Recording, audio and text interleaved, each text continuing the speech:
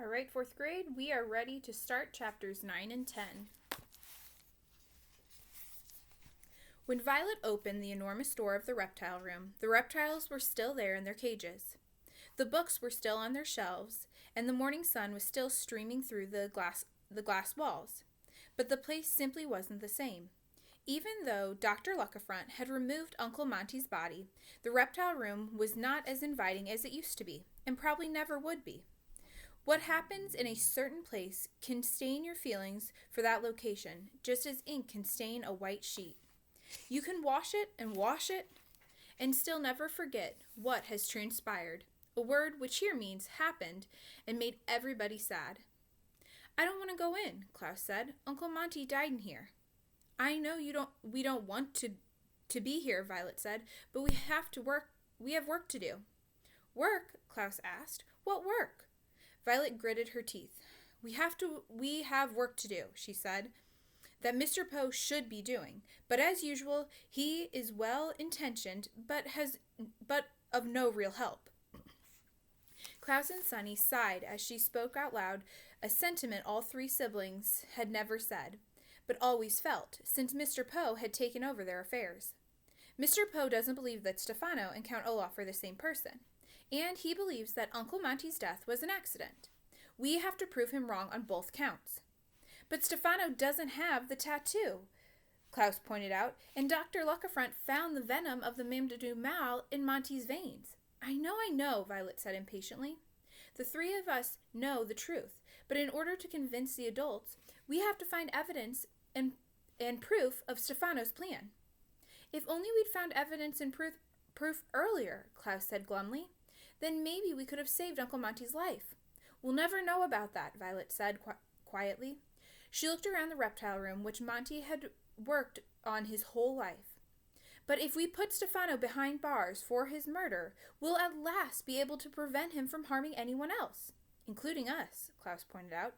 "Including us," Violet agreed. "Now, Klaus, find all of Uncle Monty's books that might contain information about the Mame du Mal. Let me know when you find anything." "But all that research could take days," Klaus said, looking at Monty's considerable library. "Well, we don't have days," Violet said firmly. "We don't even have hours. At 5 o'clock, the Prospero leaves Hazy Harbor, and Stefano is going to do everything he can to make sure we're on that ship. And if we end up alone in Peru with him, all right, Klaus said. "Let's get started. Here, you take this book." "I'm not taking any book," Violet said. "While you're in the library, I'm going to go up to Stefano's room and see if I can find any clues." "Alone?" Klaus asked. "In his room?" "It'll be perfectly safe," Violet said, although she knew nothing of the kind. "Get cracking with these books. Klaus, Sunny, watch the door and bite anyone who tries to get in." "Ackroyd," Sunny said, which probably meant something like "Roger." Violet left, and true to her word, Sunny sat near the door with her teeth bared. Klaus walked to the far end of the room where the library was, carefully avoiding the aisle where the poisonous snakes were kept. He didn't even want to look at the Mame du Mal or any other deadly reptile. Even though Klaus knew that Uncle Monty's death was the fault of Stefano and not really of the snakes, he could not bear to look at the reptile who had put an end to the happy times he and his sisters had enjoyed. Klaus sighed and opened a book, and at so many other times when the middle Baudelaire child did not want to think about his circumstances, he began to read. "It is not necessary for me to use the rather hackneyed phrase, 'meanwhile back on the ranch.' The word hackneyed here means used by so many writers that by the time Lemony Snicket uses it, it is a tiresome cliche. 'Meanwhile back at the ranch' is a phrase used to link what is going on in one part of a story to what is going on in another part of the story. And it has nothing to do with cows or with horses or with any people who work in rural areas where ranches are, or even with ranch dressing, which is creamy and put on salads." Here the phrase, "meanwhile back at the ranch," refers to what Violet was doing while Klaus and Sunny were in the reptile room. For as Klaus began his research in Uncle Monty's library, and Sunny guarded the door with her sharp teeth, Violet was up to something I am sure will be of interest to you. Meanwhile, back at the ranch, Violet went to listen at the kitchen door, trying to catch what the adults were saying. As I'm sure you know, the key to good eavesdropping is not getting caught, and Violet moved as quietly as she could, trying not to step on any creaky parts of the floor. When she reached the door of the kitchen, she took her hair ribbon out of her pocket and dropped it on the floor. So if anyone opened the door, she could claim that she was kneeling down to pick it up, rather than to eavesdrop. This was a trick she had learned when she was very small, when she would listen at her parents' bedroom door to hear what they might be planning for her birthday. And like all good tricks, it still worked. But Mr. Poe, if Stefano rides with me in my car and you drive Dr. Montgomery's Jeep, Dr. Luckafront was saying, then how will you know the way? Oh, I see your point, Mr. Poe said, but I don't think Sonny will be willing to sit on Dr. Montgomery's lap if he is dead. We'll have to work on another way. I've got it, Stefano said. I will drive the children in Dr. Luckafront's car, and Dr. Luckafront can go with you and Dr. Montgomery in Dr. Montgomery's Jeep. Oh, I'm afraid that won't work, Dr. Luckafront said gravely. The city law won't allow anybody else to drive my car. And we haven't even discussed the issue of the children's luggage, Mr. Poe said.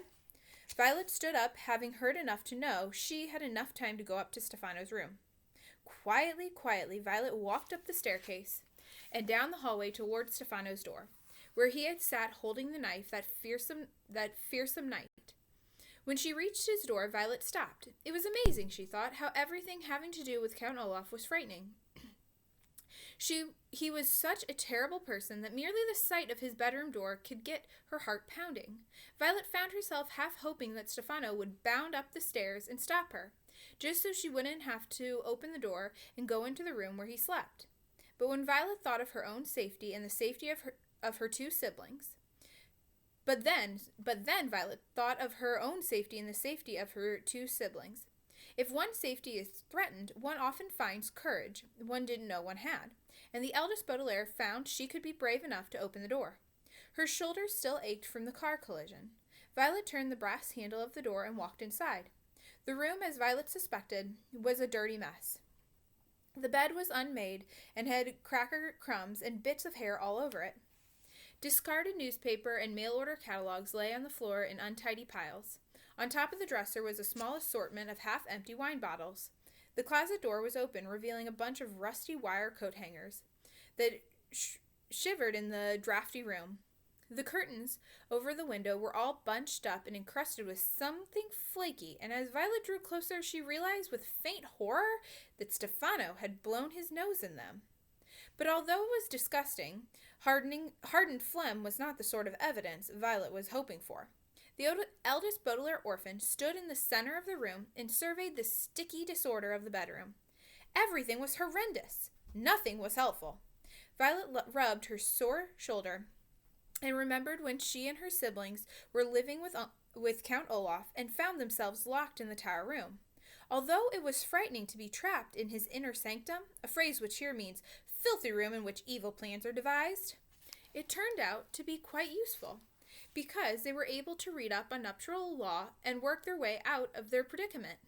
But here in Stefano's inner sanctum, at Uncle Monty's house, all Violet could find were signs of uncleanliness. Somewhere, Stefano must have left a trail of evidence that Violet could find and use to convince Mr. Poe, but where was it? Disheartened, and afraid she had spent too much time in Stefano's bedroom, Violet went quietly back downstairs. No, Mr. Poe was saying when she stopped to listen at the kitchen door. Dr. Montgomery can't drive. He's dead. There must be a way to do this. I've told you over and over, Stefano said, and Violet could tell that he was growing angry. The easiest way is for me to take the 3 children into town while you follow with Dr. Luckafront and the corpse. What could be simpler? Perhaps you're right, Mr. Poe said with a sigh, and Violet hurried into the reptile room. Klaus, she cried. Tell me you found something. I went to Stefano's room, but there's nothing there to help us, and I think Stefano's going to get us alone in his car. Klaus smiled for an answer and began to read out loud from the book he was holding. The Mame du Mal, he read, is one of the deadliest snakes in the hemisphere, noted for its strangulatory grip, used in conjunction with its deadly venom, giving all of its victims a tenebrous hue, which is ghastly to behold. Strangulatory, conjunction, Tenuous hue, Violet repeated. I have no idea what you're talking about. I didn't either, Klaus admitted, until I looked up some of the words. Strangulatory means having to do with strangling. In conjunction means together. Tenebrous means dark, and hue means color. So, the Mamdoudu Mal is noted for strangling people while biting them, leaving their corpses dark with bruises. Stop, stop, Violet cried, covering her ears. I don't want to hear any more about what happened to Uncle Monty. You don't understand, Klaus said gently. That isn't what happened to Uncle Monty.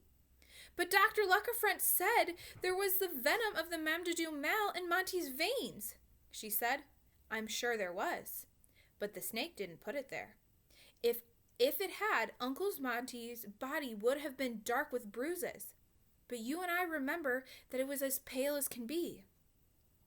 Violet started to speak and then stopped, remembering the pale, pale face of Uncle Monty when they discovered him. That's true, she said. But then how was he poisoned? Remember how Uncle Monty said he kept the venoms of all his poisonous snakes in test tubes to study them? Klaus said. I think Stefano took the venom and injected it into Uncle Monty. Really? Violet shuddered. That's awful. Occupy! Sonny shrieked, apparently in agreement. When we tell Mr. Poe about this, Klaus said confidently, Stefano will be arrested for Uncle Monty's murder and sent to jail. No longer will he try to whisk us away to Peru, or threaten us with knives, or make us carry his suitcase, or anything like that. Violet looked at her brother, her eyes wide with excitement. Suitcase! She said, his suitcase! What are you talking about? Klaus said quizzically. And Violet was about to explain when there was a knock on the door. Come in, Violet called, signaling to Sonny not to bite Mr. Poe as he walked in. I hope you are feeling a little bit calmer, Mr. Poe said, looking at each of the children in turn, and no longer entertaining the thought that Stefano is Count Olaf. When Mr. Poe used the word entertaining here, he meant thinking rather than singing or dancing or putting on skits. Even if he is not Count Olaf, Klaus said carefully, we think he may be responsible for Uncle Monty's death.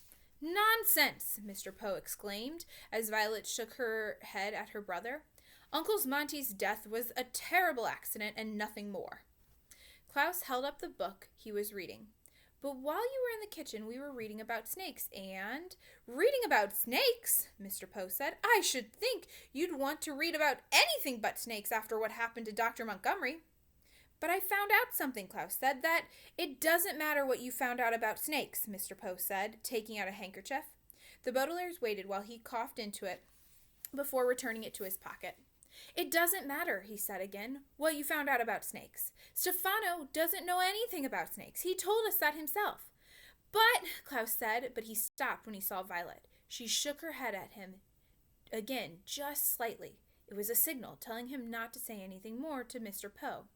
He looked at his sister and then at Mr. Poe and shut his mouth. Mr. Poe coughed slightly into his handkerchief and looked at his wristwatch. Now that we have settled that matter, there is the issue of riding in the car. I know that the three of you were eager to see the inside of a doctor's automobile, but we've discussed it over and over, and there's simply no way it can work. You three are going to ride with Stefano into town, while I will ride with Dr. Luckerfront and your Uncle Monty. Stefano and Dr. Luckerfront are unloading all the bags now, and we will leave in a few minutes. If you will excuse me, I have to call the Herpetological Society and tell them the bad news. Mr. Poe coughed once more into his handkerchief and left the room. Why didn't you want me to tell Mr. Poe what I read? Klaus asked Violet, when he was sure Mr. Poe was out of earshot, a word which here means close enough to hear him. Violet didn't answer. She was looking through the glass wall of the reptile room, watching Dr. Luckerfront and Stefano walk past the snake-shaped hedges to Uncle Monty's Jeep. Stefano opened the Jeep door, and Dr. Luckerfront began to carry suitcases out of the back seat in his strangely stiff hands. Violet, why didn't you want me to tell Mr. Poe what I read? When the adults come to fetch us, Violet said, ignoring Klaus's question, keep them in the reptile room until I get back. But how will I do that? Klaus asked. Create a distraction. Violet answered impatiently, still looking out the window at the little pile of suitcases Dr. Lockefront was making. What distraction? Klaus asked anxiously. How? For goodness sake, Klaus, his older sister replied. You have read hundreds of books. Surely you must have read something about creating a distraction. Klaus thought for a second. In order to win the Trojan War, he said, the ancient Greeks hid soldiers inside an enormous wooden horse. That was sort of a distraction, but I don't have time to build a wooden horse. Then you'll have to think of something else, Violet said, and began to walk towards the door, still gazing out the window. Klaus and Sunny looked first at their sister and then out the window of the reptile room in the direction she was looking. It is remarkable that different people will have different thoughts when they look at the same thing. For when the two young Baudelaires looked at the pile of suitcases, all they thought was that unless they did something quickly, they would end up alone in Uncle Monty's Jeep with Stefano. But from the way Violet was staring as she walked out of the reptile room, she was obviously thinking something else. Klaus and Sunny could not imagine what it was, but somehow their sister had reached a different conclusion as she looked at her own brown suitcase, or perhaps the beige one that held Klaus's things, or the tiny gray one that was Sunny's, or maybe the large black one with the shiny silver padlock that belonged to Stefano. All right. Chapter 10. When you were very small, perhaps someone read you the insipid story, the word insipid here means not worth reading to someone, of the boy who cried wolf.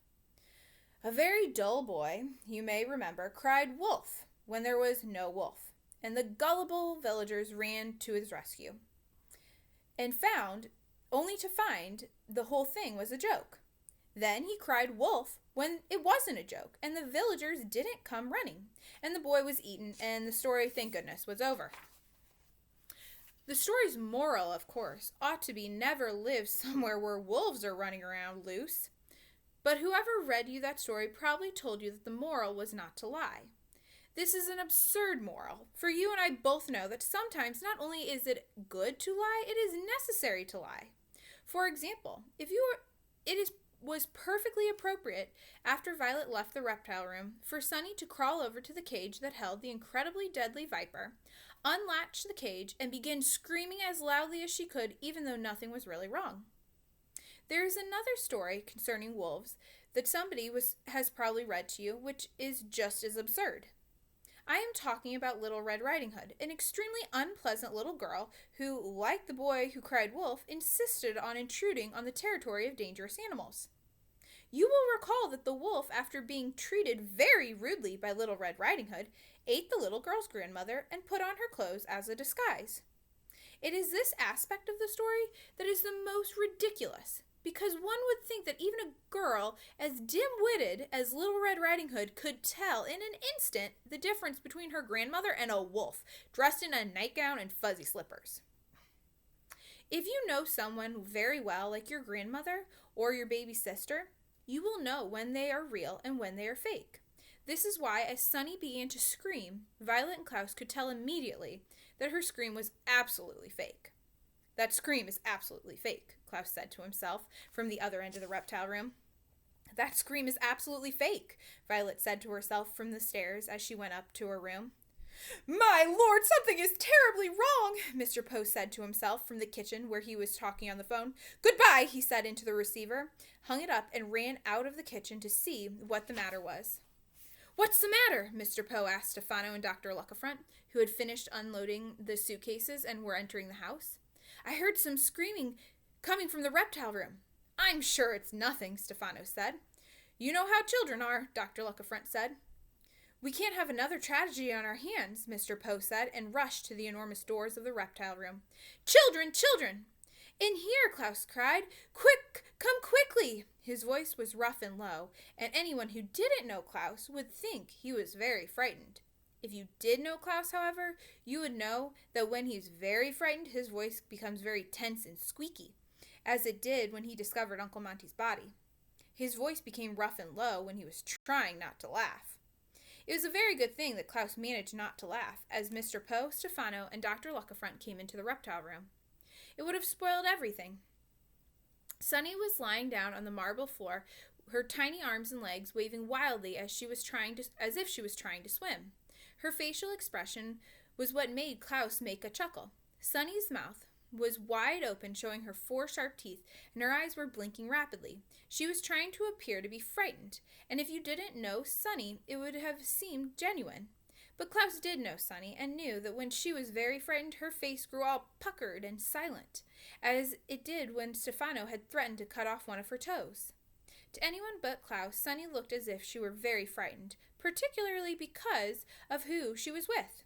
For wrapped around Sunny's small body was a snake, as dark as a coal mine and as thick as a sewer pipe. It was looking at Sunny with shiny green eyes, and its mouth was open as if it was about to bite her. "The incredibly deadly viper!"